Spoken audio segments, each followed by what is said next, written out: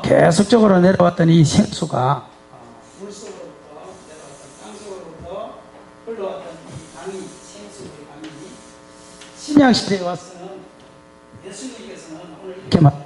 이 속에서부터 영생하도록 솟아나는 생수가 됐다. 야곱의 우물에서부터 그러니까 구약의 우물에서부터 예수님은 지금 생수의 강을 끄집어내는 거예요. 그러니까 구약의 우물은 구약의 생수는 신약의 성령을 이야기하는 것이다. 이거 요한복음 7장 37절에 나온다고 첫째 시간에 찾아서 봤지요. 그러니까 구약에는 우물을 파고 생수를 먹어서 그곳에서 힘을 얻고 신약 시대에 오면 그 생수가 누구냐 할 때 그 생수는 바로 이 성령이다. 그래서 그 생수는 어디서부터 솟아나느냐 할 때 속에서부터 솟아난다 이거죠. 그러니까 이 야곱의 우물에서 사마리아 여인은 이 사마리아라는 땅은요, 이 사마리아는 이방인과는 다릅니다. 이방인과는 달라요. 이 사마리아는 뭐냐면 구약 시대에 우리가 솔로몬이 잘못해가지고 그 아들 데려와서 르호보암과 르호보암이 갈라지지요. 그래서 르호보암은 유다 지파 다윗이 이곳에서 나죠. 그리고 다윗이 이곳에서 난 게 아니라 다윗은 이곳에서 났고 어쨌든 이곳에서 예수 그리스도가 나지요. 그 다음에 이제 여로보암은 이스라엘 북쪽에 있는 지금은 공산당에 있는 이슬람을 이스라엘이라고 그래서 북이스라엘이라고 그러고 남쪽은 우리가 대한민국이라고 그러듯이 유다라고 그러고 북쪽에는 공산주의라고 말하듯이 이스라엘이라고 이렇게 이야기했단 말이에요. 남유다와 북이스라엘. 근데 이 남유다와 북이스라엘로 갈라지다가 북이스라엘이 먼저 아수르한테 망해버립니다. 아수르한테 망해버려요. 북이스라엘이. 나라가 공산주의가 먼저 무너지는 거예요. 우리나라도 공산주의가 먼저 무너져야 돼요. 사실은. 공산주의가 무너지고 통일이 돼야지.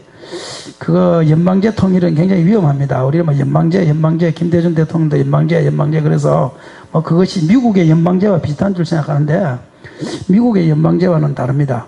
연방제를 제일 먼저 주장한 사람은 김일성이거든요. 그러면 한 가지만 딱 물어보자요. 그럼 김일성이가 지 좋아라고 주장했겠냐? 우리 좋아라고 주장했겠냐? 그럼 딱 끝난 거지. 대답은 그거 생일가 몰라도 상관없잖아요. 뭐 김일성이가 자기 좋다고 주장한 거지 뭐 우리 좋아라고 주장하겠어요?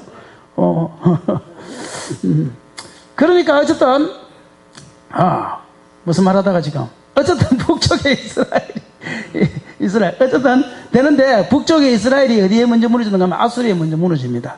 우리도 공산주의가 먼저 지금요 이승만 대통령을 욕하는 사람들이 있는데요. 이승만 대통령이 뭐 민주주의를 갖다가 뭐 거슬렀다 어쩌다 욕하는데요. 그 굉장히 잘못된 소리입니다. 왜냐하면 이승만 대통령이 대통령 될 때는요 민주주의라는 것 자체가 없은 거 아시죠? 우리나라에 무슨 민주주의가 있었습니까? 그 이시조선입니다. 이시조선. 우리나라는 그 당시만 해도 이시가 500년 동안 그냥 우리나라를 통치해 왔단 말이에요. 그리고 세계대 2차 대전이 터지면서 1차, 2차 대전이 터지면서 우리가 일본에 36년 동안 종살이 하고 바로 미국에 의해서 우리가 해방이 됐죠. 그러면서 북한은 소련이죠. 지금 러시아지만 소련이 정복을 하는데 정복하고 내려오면서 우리 남한까지 먹으려고 하니까 미국이 너네들 내려오지 말고 거기 멈추라 해가지고 할 수 없이 남한까지 못 내려오고 38선이 꺼져가지고 남쪽에는 대한민국 자유민주주의를 쓰고 북한에는 소련을 따라서 공산주의를 한 거죠. 우리는 미국을 따라서 자유민주주의를 한 거죠. 그 차이밖에 없어요. 그밖에 없어요. 이 만약에 소련이 다 내려왔으면 우리도 다 공산주의죠. 이때 공산주의가 남한에도 공산주의 만들려고 노력할 때에 오늘 8.15잖아요. 어제가요? 어제가 8.15죠. 잘 됐네. 하려고 할 때 이승만 대통령이요 공산주의가 안 되도록 막은 사람이 우리는 자유 대한민국을 해야 된다 해가지고 막은 사람이 누구냐? 그 사람이 이승만이란 말이에요. 그때 박헌영이하고 치열한 이 남한 쪽에서 북한은 이미 공산주의 됐으니까 남한도 공산주의 만들려고 박헌영이가 얼마만큼 수작을 부렸는지 그거 가지고 막은 사람이 누구냐? 그 사람이 이승만 대통령이란 말이에요. 근데 김구 뭐 지금 말하는 사람들이 김구성생 그러지만 김구성생은요 민족주의자는 맞습니다. 그러나 김구성생의 사고방식은 이거였다는 사실을 기억해야 됩니다. 지금 문재인 대통령 사고방식도 비슷하다고 생각해요. 김구성생님의 사고방식은 뭐냐면은 공산주의도 괜찮고 민주주의도 괜찮고 하나만 되면 된다. 이것이 김구성생의 사고방식이었습니다. 그 당시에는 민주주의가 뭔지 공산주의가 뭔지 아는 사람이 없었어요. 별로. 그러니까 김구성생의 사고방식은 김구성생이 북한까지 찾아갔잖아요. 찾아갔는데 김일성이가 노하고 안 만나준 거예요. 그래서 그냥 내려온 거예요. 그러니까 김구 선생님의 사고방식이 뭐냐? 공산주의도 괜찮고 민주주의도 괜찮고 무조건 우리는 한민족이니까 하나가 되자 이거였단 말이에요. 만약에 김구 선생의 논리대로 따졌으면 우리나라는 벌써 공산주의 됐습니다. 이승만 대통령의 사고방식이 뭐냐? 이승만 대통령 공산주의는 무조건 안 된다. 차라리 갈라지는 한이 있어도 우리는 민주주의를 해야 된대요. 이거는 이미 공산주의가 다 됐으니까 북한에는 남한 민주주의가 될 확률이 전혀 없었지요. 그래서 네 가지를 주장하죠. 그럼 공산주의가 좋은 사람은 올라가라. 올라가면 올라가도록 해주겠다. 그 다음 두 번째는 뭐냐면은 아니면은 민주주의로 다시 전향하라. 전향하면 해주겠다. 세 번째는 아니면 평생 감옥에 있든지 죽든지 한 개를 선택해라. 그 세 가지 조건을 내세운 사람이 이승만이죠. 그러니까 저는요 절대적으로 이승만 대통령을 지지합니다. 우리나라가 지금 민주주의로 있었던 것은 이승만 대통령이 아니었으면 절대적으로 불가능했습니다. 민주주의가 처음 세웠는데 그 당시에 무슨 놈의 민주주의가 있었다고 우리나라가 이승만이가 민주주의를 역행했다고 그러냐고. 민주주의를 없었는데 민주주의가 우리나라에 언제 있었어? 그때 처음 공산주의하고 민주주의 할 때 민주주의를 도입한 사람이 이승만 대통령인데 없었어요. 민주주의가 그 이전에 이 민주주의가 있어가지고 이승만 대통령이 민주주의를 역행한 게 아니란 말이에요. 없었어요. 아예 자체가 없었다니까. 이 이전에는 30년 동안 일제 통치하에 있었고 그 이전에는 500년 동안 이시조선이었단 말이에요. 민주주의가 언제 있었어? 우리나라가 없었는데. 이게 말이 안 맞는 소리지요. 그거는 자체가. 물론 정치에 있어서는 잘못한 부분도 있다고 생각합니다만 그러나 전체적인 데서는 갈라지더라도 우리는 남한 민주주의를 선택했기 때문에 지금 저와 여러분이 있는 옷이라든지 이 모든 것이 자유민주주의를 선택했기 때문에 얻어진 부수적인 효과들이지요. 그렇지 않고 김구 선생 말 들었으면 우리는 벌써 공산주의 되었습니다. 박헌영이가 우리나라 공산주의 만들다가 실패해가지고 북한에 올라갔잖아요. 올라가가지고 김일성이가 다 된 줄 알았는데 실패하니까 박헌영이 죽었잖아요. 그랬었어요. 체험당했잖아요. 그러니까 전체적인 맥락에서는 이승만 대통령이 치열한 싸움, 박헌영 세력과 남노당과의 치열한 싸움에서 남한 민주주의를 선택한 것은 100번 잘하는 일이라는 거, 100번 잘한 겁니다. 누가 뭐라고 말해도 그건 지금 젊은 애들이 역사를 몰라서 그런 거예요. 역사 선생들이요, 전부 다 그런 식으로 가르칩니다. 김구 선생이 잘했다고. 김구 선생이 잘하기는 공산주의 됐는데 그러면. 왜냐하면요, 우리 쪽에 있는 이쪽에 있었어요. 공산주의가 안 된 나라가 하나도 없습니다. 누가 공산주의 안 됩니다. 다 공산주의 됩니다. 공산주의를 막아낸 사람이 유일하게 이승만 대통령밖에 없었어요. 중국도 그때는 공산주의 아니었거든요. 중국이 공산주의 될 때 몇 명이 죽은 줄 아십니까, 여러분들? 1억이 죽었어요. 1억. 중국이 공산주의 될 때 1억 명이 죽었습니다. 그 당시엔 전부 다 그렇게 했단 말이에요.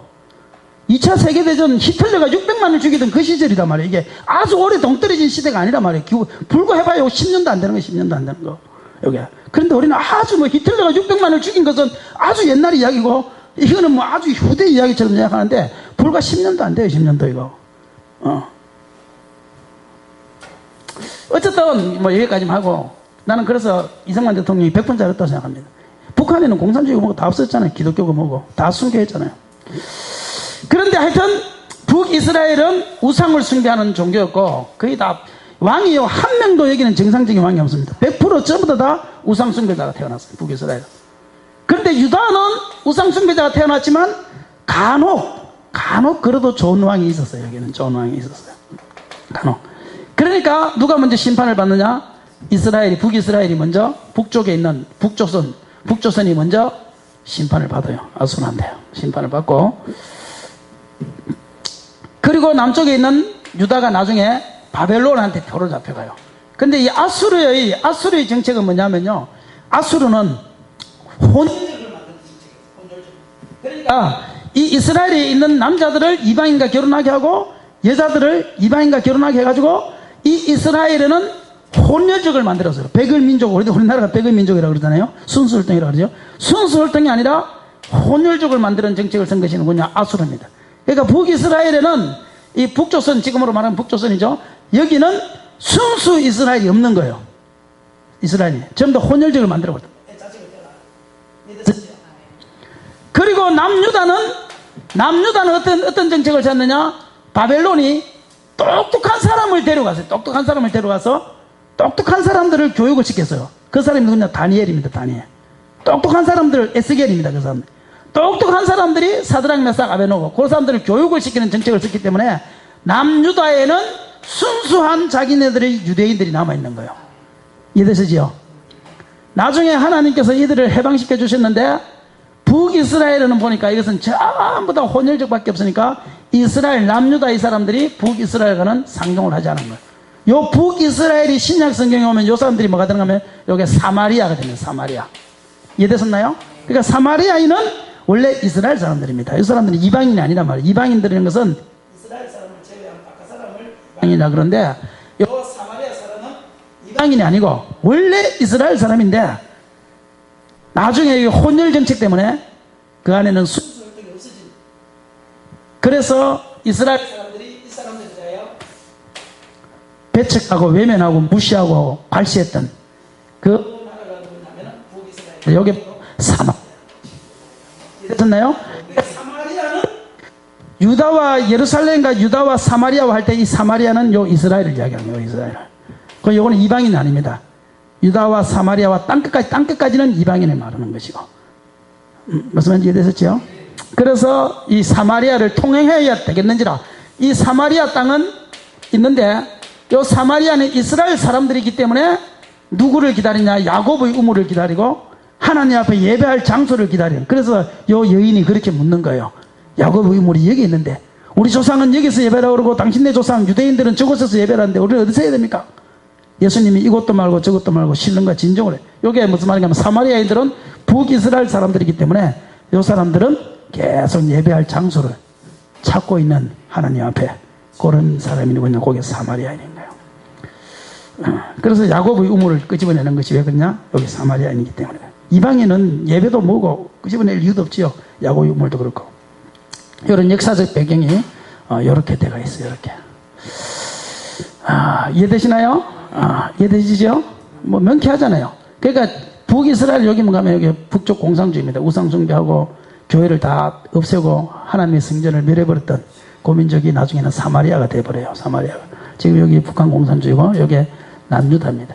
그 남유다도 보면 왕 중에서 쓸만한 왕은 별로 없듯이 우리 남쪽에도요 별로 그렇게 쓸만한 별로 그거 없어요. 똑같아요. 똑같습니다. 똑같습니다. 똑같은데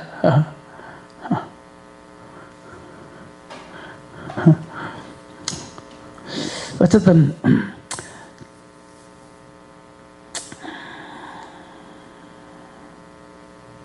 그리고 우리 남쪽에도요 교단 교파라는 게 갈라지는 것도 이게 뻔한데 뭐냐면 이렇습니다. 쉽게 말해서 일제시대에 신사참배를 하지요. 우리나라에도 제주도에도 저 한림교회가 신사참배하던 신당이잖아요. 그죠? 사당이죠. 근데 그거를 나중에 강문호 목사님이 그것을 교회로 만들어 버렸지요. 그래서 지금도 가보면 신사참배하던 그 신당이라는 그게 푯말이 있어요. 교회로 만들어 버렸단 말이에요. 신사참배. 근데 이 강문호 목사님이나 이기포 목사님이 이 사람들은 다 신사참배를 반대했지요.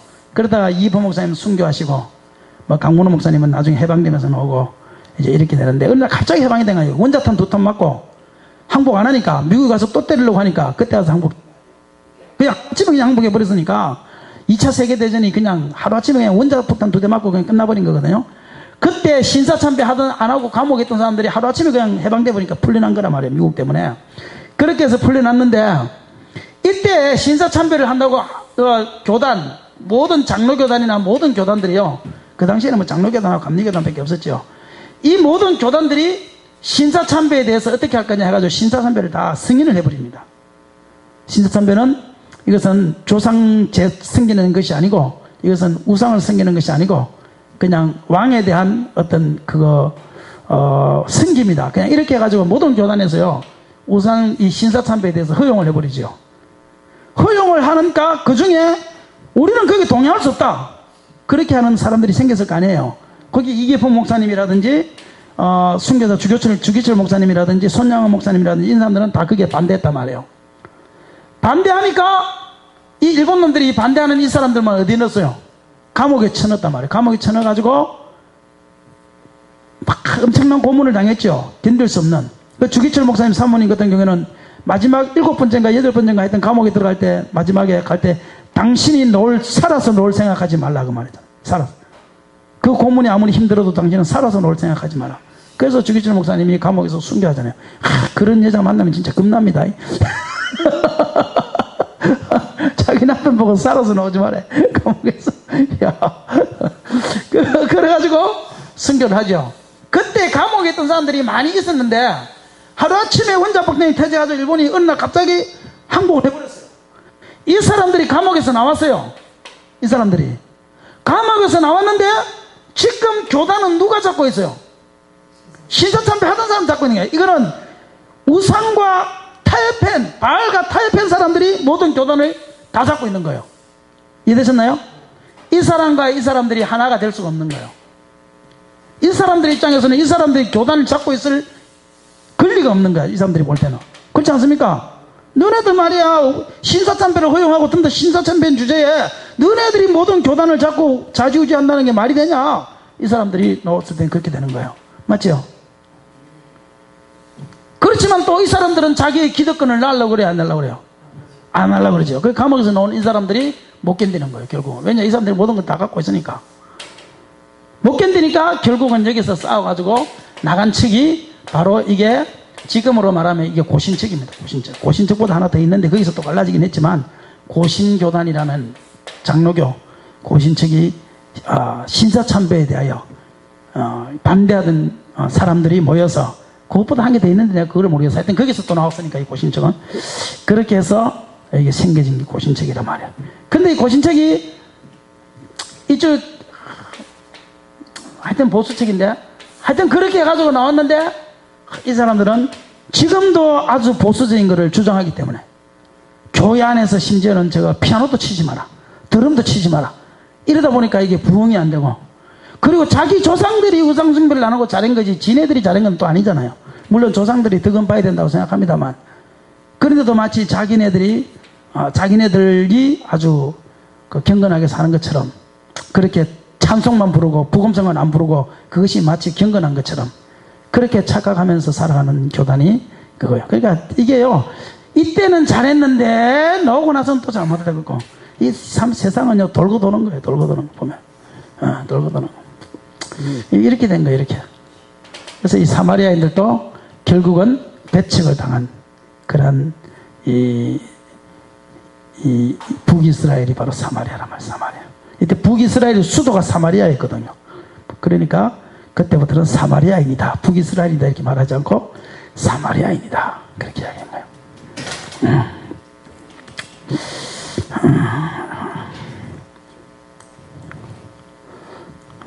그래서 고신파들은요 지금도 거기는요 그 고신파 앞전에 있는 파도 그렇고 고신파도 그렇고 원래 정통 고신파들은요 지금도 방언기도라든지 막 이런 거 다 안 합니다. 그리고 추도 예배 이런 거 다 안 합니다. 하여튼 세상은 요지경입니다.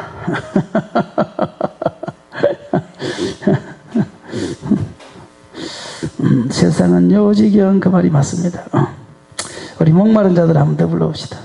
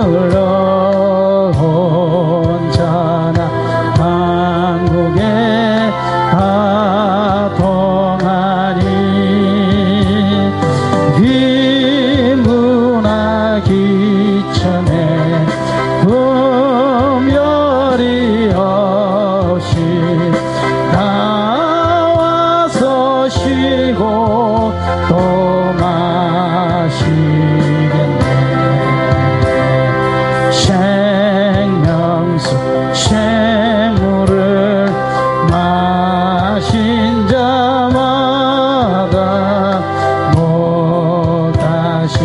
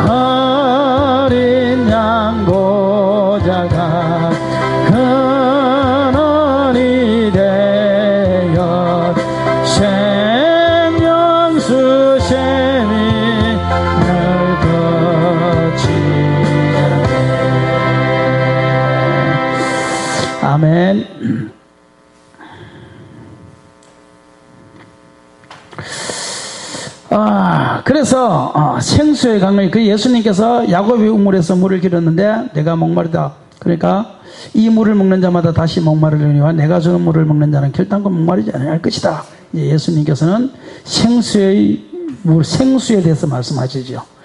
생수, 영원히 목마르지 아니한 생수에 대해서 말씀하시죠. 이게 바로 요한복음 7장에 가면 곧 받을 성령을 가리켜 말씀하신 것이라. 성령의 생수를 마셔야 우리가 목마르지 아니하다.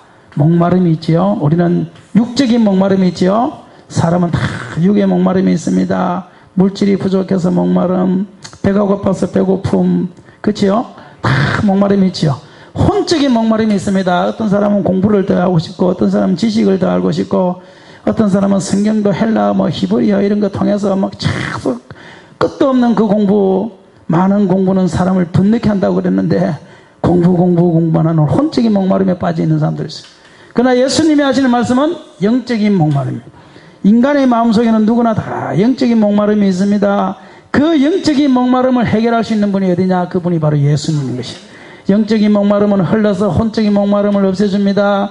그 물은 흘러서 육적인 목마름을 없애줍니다. 그러므로 저와 여러분은 육적인 목마름에 우리가 포인트를 주는 것이 아니고, 혼적인 목마름에 포인트를 주는 것이 아니고, 영적인 생수의 강, 이 성령에 대하여 우리가 목말라 하십시오.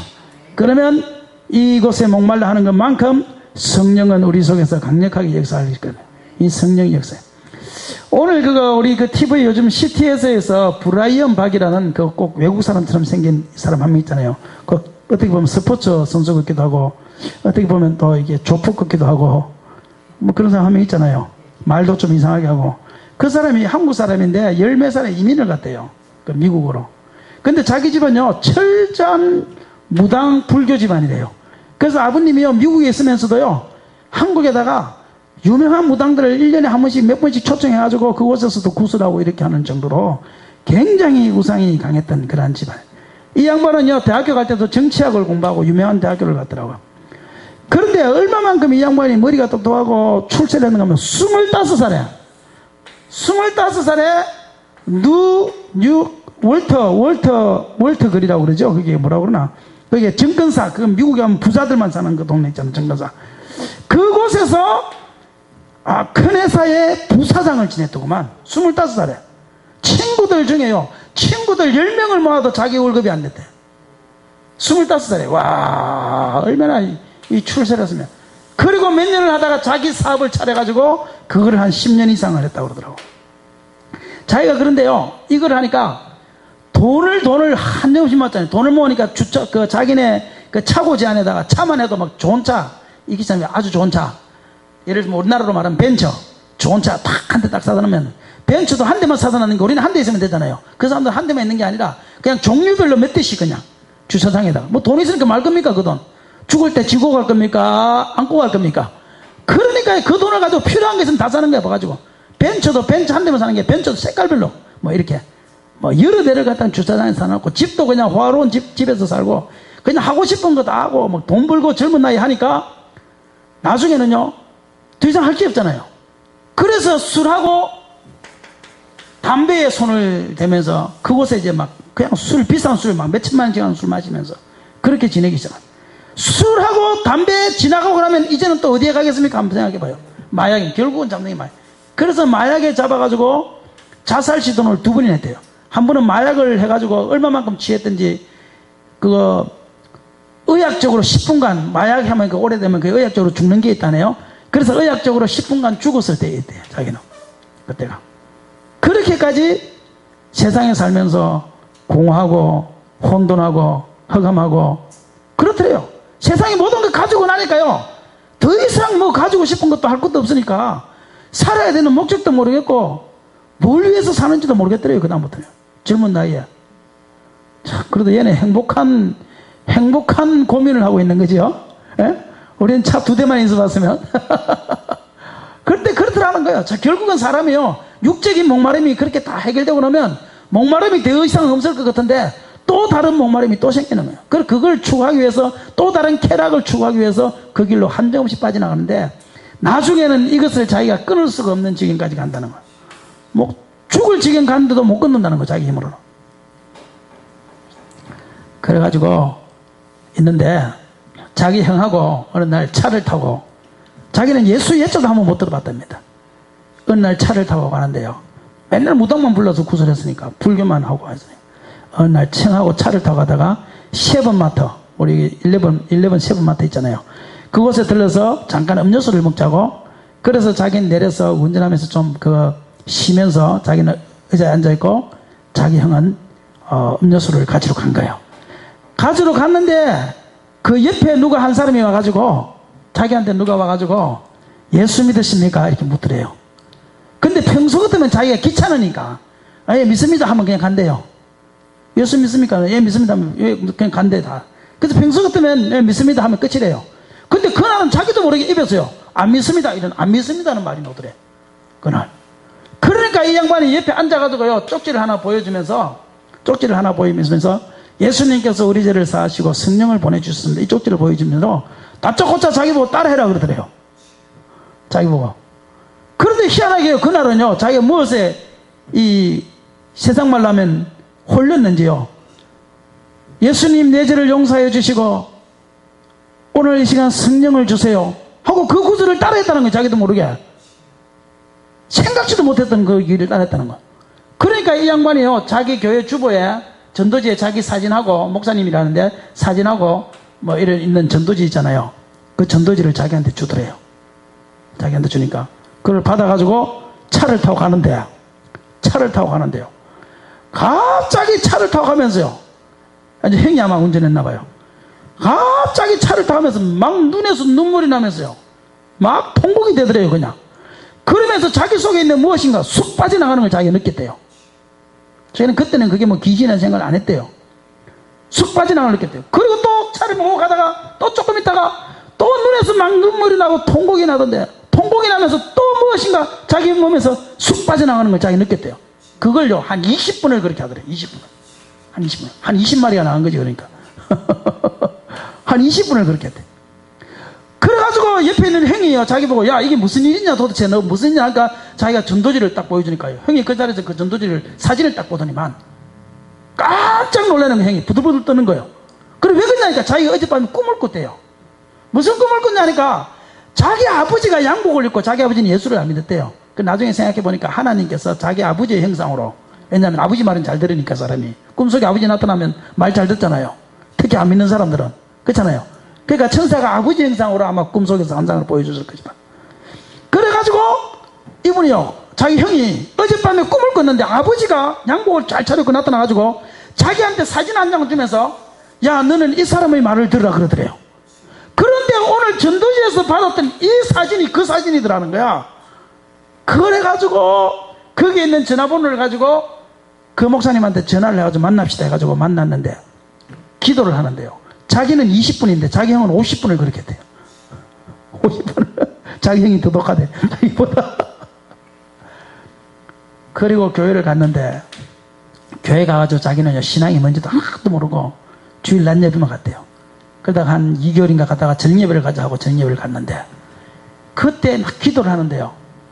자기가 그때 하나님께서 막 환상도 보여주고 막 입에서 방언도 터지게 하고, 그 다음에 막 신유연사도 주시겠다 줬다 하고, 그런데 자기가요 그 허리 디스크 때문에 10몇 년을 여기 아파가지고 쭈뚝쭈뚝 했대요. 그래서 하나님 자기한테 신유연사를 줬다 그러니까 자기가 자기 허리에다 손을 두고 예수 이름으로 고침을 받으라 하고 기도를 했는데요.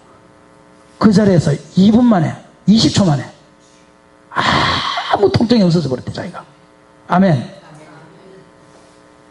그런데 자기가요 그런 현상이 생기면서 이게 예수인지 귀신한테 홀린지 분간이 안 되더라고요. 왜냐하면 자기는 평생 무당을 불러가지고 이렇게 한 거니까. 그러니까 목사님한테 찾아갔대. 목사님은 상담을 하니까 그 목사님이 하시는 말씀이 그거 하나님 주신 은사다. 예수 그리스도의 은사가 맞다. 그런데 그 은사만 하면 귀신이 당신을 가지고 장난을 친다. 그러니까 지금부터 당신은 말씀에 집중하고 말씀을 그냥 읽어라. 그러면서 성경 공부를 하면서 말씀을 계속 읽으면서 그것이 자기 속에서 체계화가 되기 시작하고, 그러면서 자기가 신학교를 가서 지금 TV CTS에서 방송하잖아요. 그러면서 자기를 통해서 CTS 방송을 통해서 치료받는 사람들이 엄청나게 많이 생기는 이런 역사들이 생겼다는 거예요. 말씀을 통해서. 기도는 자기는 잘 안 하는데 말씀을 통해서 그렇게 했다는 거예요. 야, 그 감정을 들으니까요, 하나님이 택한 사람이 있기는 있구나. 하나님 특별히 사랑하는 사람이 있기는 있구나. 한 번도 자기는 예수 예자도 못 들어봤는데, 그런데 길거리에서 만난 그 한 사람 때문에 자기가 그런 경험을 하고 했다는 거예요. 근데 자기를 말하는요, 자기는요, 목회는 실패했대요. 그 모든 사장직을 뭐 다 그만두고 목회를 하면 자기는 잘할 줄 알았대. 근데 개척교를 해보니까 아무도 안 오더래요.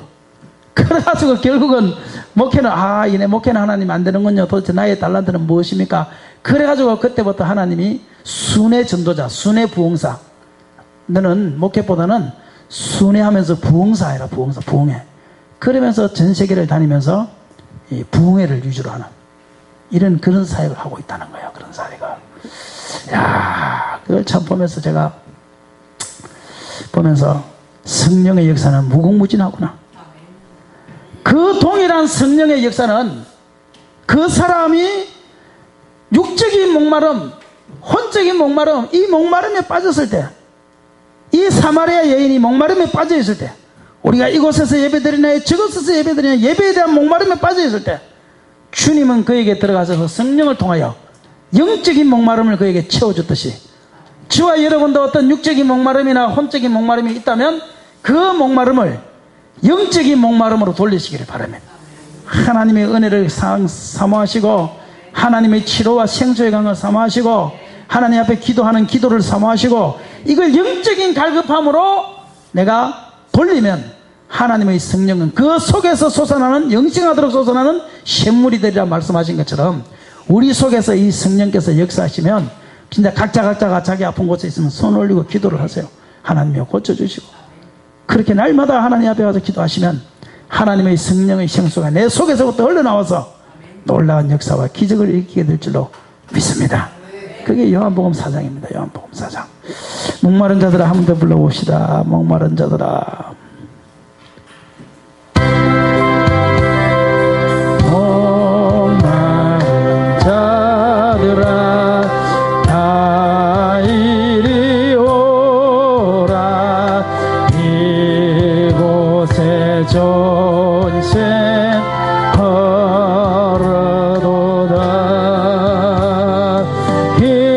힘쓰고 애쓰니 금며지라도 이 셈에 오면 다 마시겠네. 이 셈에 쏟는 물가 안같이